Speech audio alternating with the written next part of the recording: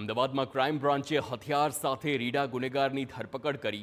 આરોપી પાસેથી 2 દેશી તમંચા, 4 કારતૂસ જપ્ત કરવામાં આવ્યા. ક્રાઇમ બ્રાન્ચે બાપુનગર વિસ્તારમાં દરોડા પાડ્યા. આરોપી સિકંદર કરીમને દબોચી લીધો હતો.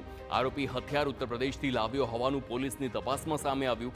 આરોપી સિકંદર કરીમ સામે ભૂતકાળમાં હત્યાનો પ્રયાસ, મારામારીને રાઇટિંગના 23 ગુના નોંધાયેલા છે અને વર્ષ 2005થી 25 દરમિયાન આરોપી સામે 5 વખત પાસા હેઠળ તે જેલમાં પણ ધકેલાયો છે. 15 વર્ષ પહેલા આરોપીના ભાઈની હત્યા થઈ હતી.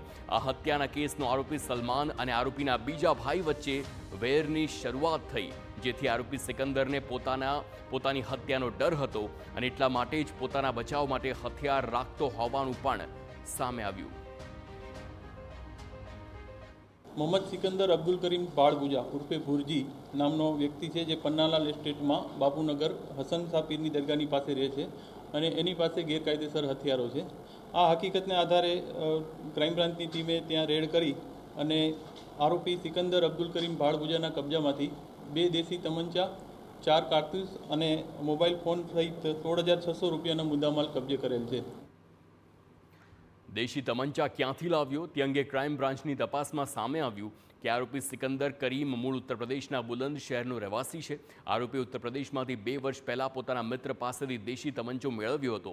1 વર્ષ પહેલા જ સિકંદર ઉત્તર પ્રદેશથી અમદાવાદ આવ્યો હતો અને બાપુનગરની દરગાહમાં સફાઈનું કામ કરતો હતો. શું આરોપી ખરેખર અંગત અદાવતમાં કે સ્વ બચાવ માટે જ હથિયાર સાથે રાખતો હતો કે કોઈ મોટા ગુનાને અંજામ આપવાની ફિરાકમાં હતો? તેવા સવાલ થઈ રહ્યા છે અને તેને લઈને પોલીસ તેની તપાસ આગળ વધારશે.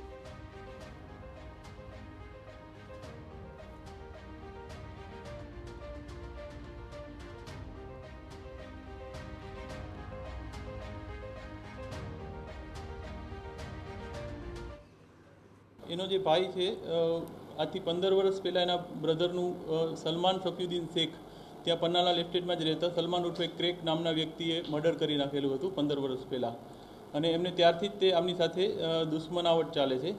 અને જે સલમાન ક્રેક છે એ મર્ડરના ગુનામાં સજા થયેલી છે અને જેલમાં હતો. એટલે જ્યારે પણ જેલમાંથી છૂટે અને એના ઉપર ફરી આવો હુમલો કરશે એવો એને ભય હતો, જેથી એને પોતાના સ્વ બચાવ માટે આ હથિયાર લાવી અને રાખેલું હતું.